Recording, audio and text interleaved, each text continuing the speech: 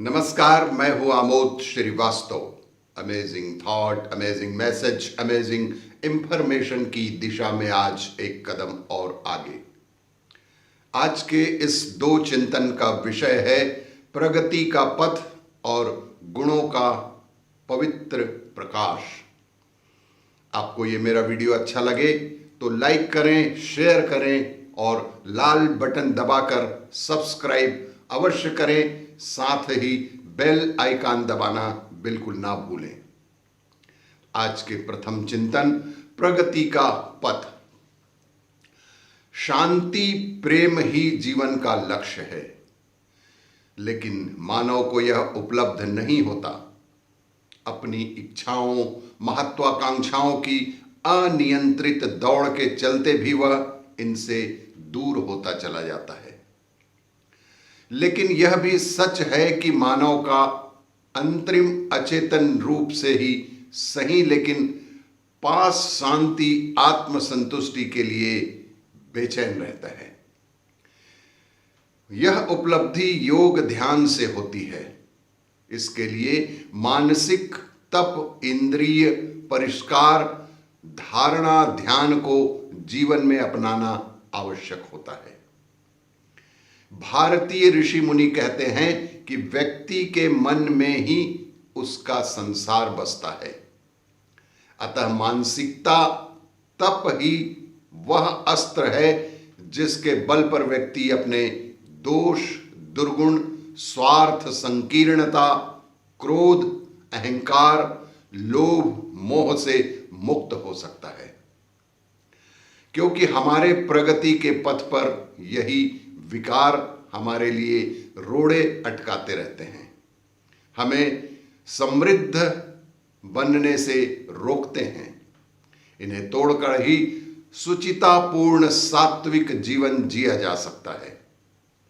हमें गुरु कृपा से ज्ञान, वैराग्य और भक्ति से भी सात्विक जीवन जिया जा सकता है।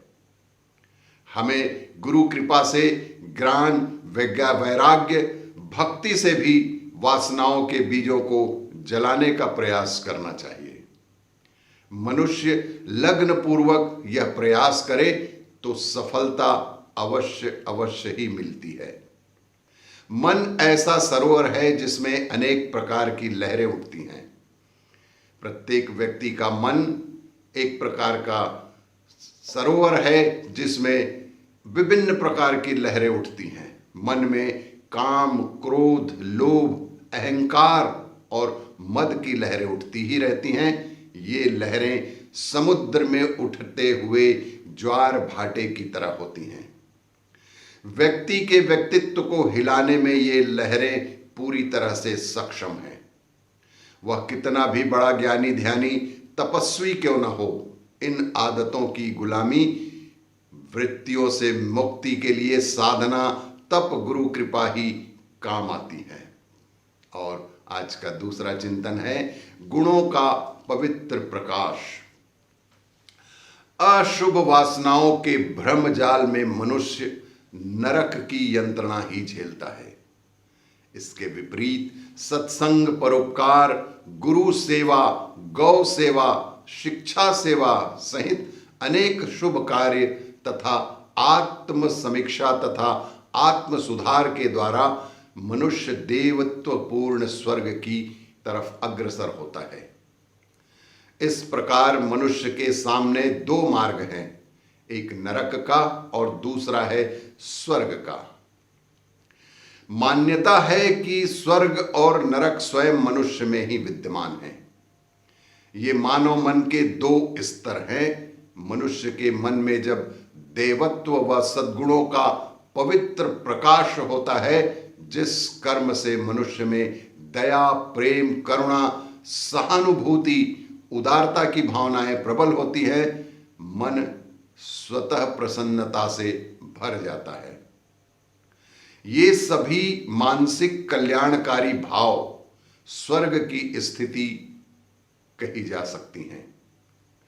दूसरी मनस्थिति में मनुष्य उद्वेग, चिंता, भय, तृष्णा, प्रतिशोध, दंभ आदि आसुरी प्रवृत्तियों से घिरा रहता है। सामान्यतः कुसंस्कारी और दुर्गुणी मनुष्य अपनी ओछी हरकतों से चिंता, क्रोध, भय, असंतोष, ईर्ष्या में इतना दुखी रहता है कि उसका खुद का जीवन भार स्वरूप हो जाता है। उसकी ये अनुभूतियां ही नारकी हो जाती हैं। इस प्रकार इस संसार में रहते हुए इसी मानव जीवन में ही उसे स्वर्ग और नरक जैसे सुख दुख प्राप्त हो जाते हैं। जिनकी उच्च कोटि की शुभ कल्याणमय भाव विचारधारा होती है, उन्हें स्वर्ग की अनुभूति सतत होती रहती है।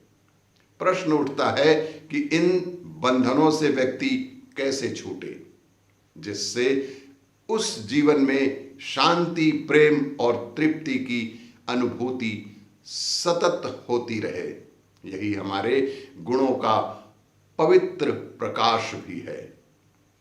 और भी इसी तरह की जानकारियों के लिए देखते रहिए मेरा वीडियो। लाइक करें, शेयर करें और सब्सक्राइब अवश्य करें। धन्यवाद।